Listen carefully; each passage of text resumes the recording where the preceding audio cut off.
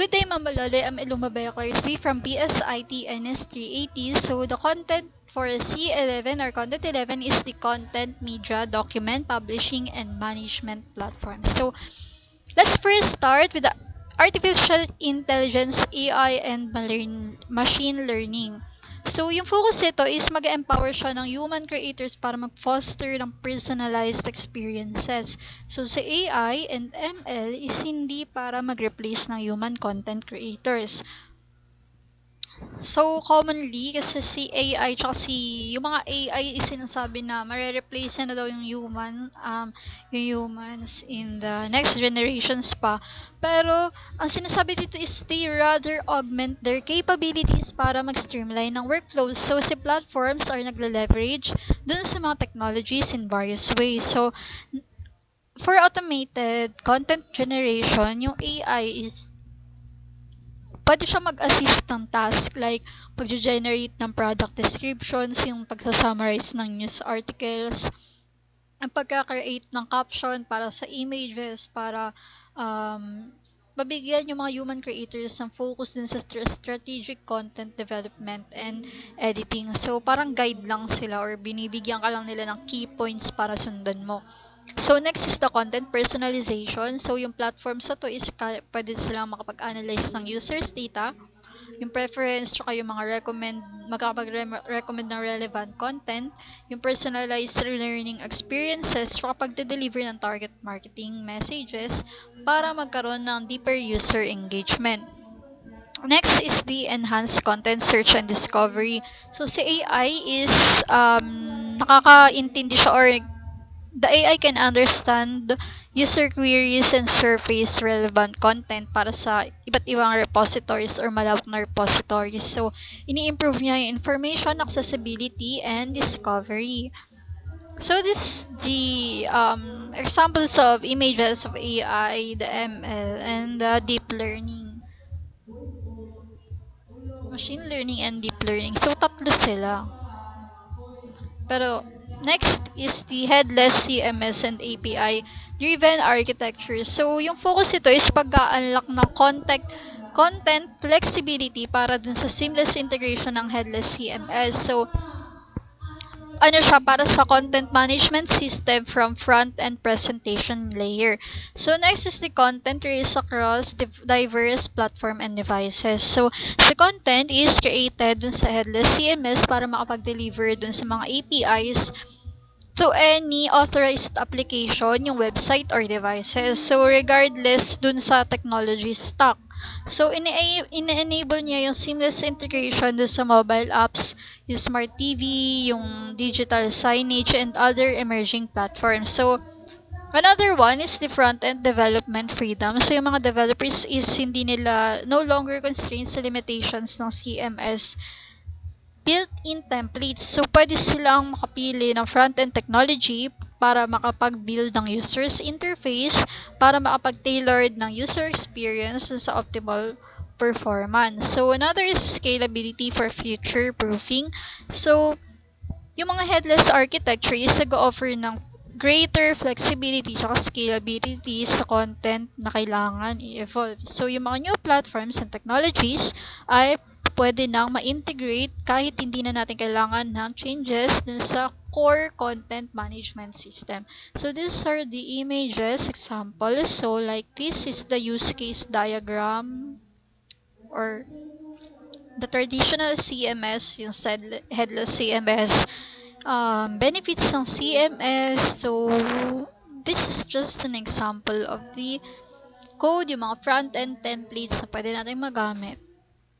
Next is the blockchain for secure content management. So, yung focus ito is pag-build ng transparency dun sa content ownership para sa pag-distribute ng blockchain technology para sa secure and tamper-proof name na nag-holds ng immense potential para sa managing sensitive content. So, another is the content immutability and tamper-proof records.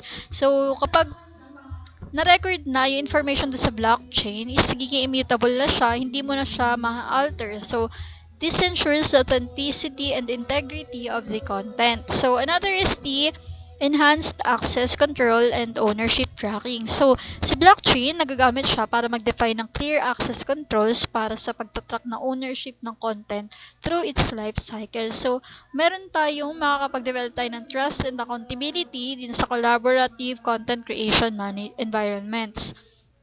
Another is secure collaboration and content sharing. So, si blockchain is platform is nagfa-facilitate ng secure collaboration sa content na nagsishare across organization kahit hindi mo na kumpletuhin yung interest, and this is by establishing yung trust and transparency in the content management process. So, sa blockchain is about authenticity and integrity. So, another here is the example in storage ng blockchain and trusted programs. So, merong smart contracts in transaction, yung ledger, yung conscious. And then, the trusted program is yung trusted computing and key management services. Number 4 is the voice-enabled content creation and interaction. So, the focus is making content creation, consumption, para maging intuitive and accessible. So, yung rise ng voice assistants like Siri and Alexa is a new era of voice-driven content interaction. So, very helpful siya kasi inuutos na lang natin. Yung sinasabi na lang natin and they give information without even typing. So, next is the seamless content creation through voice. So, yung platform is nag-incorporate ng voice dictation na nag-enable ng editing functionalities para sa mga users na makapag-create ng content hands-free, improving accessibility and convenience. So, yung mga users is nagle-leverage ng voice commands para sa search para makapag-navigate within context ng repositories para makapagbigay ng intuitive and hands-free experience. So next is the integration with smart speakers and voice-enabled devices. So yung content platforms ay nag-i-increase with integrating smart speakers and voice-enabled devices. So ina-enable nila yung users na magkaroon ng access and interact dun sa information through voice commands and expanding content consumption needs. So these are the examples. So the voice first approach, yung mga podcast, yung voice apps and games, nagagamit natin. So very helpful siya. Lastly is the focus on user experience or the UX and accessibility. So yung access na to sa information is nagpo-foster ng inclusive content experiences katulad ng content platforms na nagsistrive para sa mas malawak na audience, nagpa-prioritize ng user experience and accessibility. So, intuitive interfaces are the user-friendly interfaces para sa content creation tsaka management.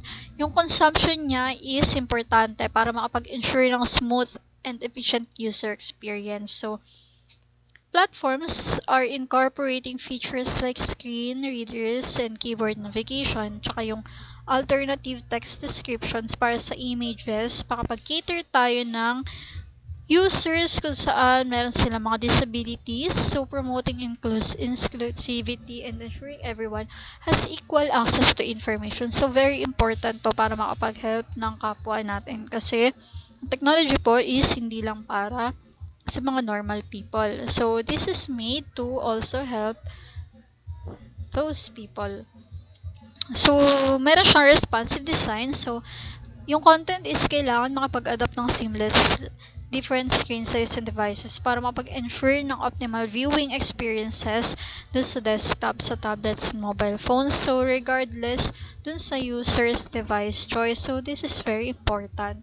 So, these are the examples. Here's the images. So, may mga elements ng user experience. So, user experience is very important sabay.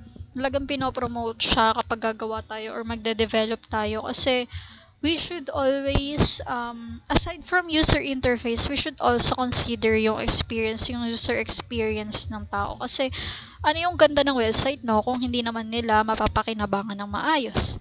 So, that is all for the C11 content and media platforms. And thank you.